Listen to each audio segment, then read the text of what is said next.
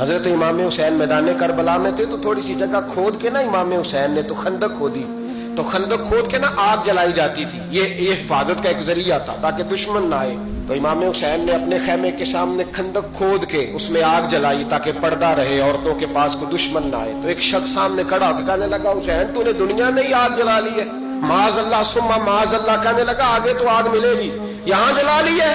تو امام حسین کہنے لگے میں حکم دیتا ہوں آگ کو کہ تجھے ابھی پکڑ لے۔ جب کہا نا میں حکم دیتا ہوں تو وہ آدمی گھوڑے سے نیچے گرا اور گھوڑے کی رکاب کے اندر اس کا پیر الجھا، گھوڑا ڈر کے اتنا دوڑا کہ جا کے اس آدمی کو آگ میں پھینک دیا۔ یہ جو لوگ کہتے ہیں نا بڑے مظلوم تھے پانی نہیں آ سکا، یہ حسین ابن علی ہے، یہ ابھی حکم دیتے تو فرشتے ابھی آ جاتے۔ اگر جناب اسماعیل کے لیے دمبا آ سکتا ہے تو وہ تو حضرت ابراہیم کے بیٹے تھے، اور یہ تو مصطفیٰ کی اولاد ہے، ان کے لیے کیا کچھ نہیں ہو سکتا۔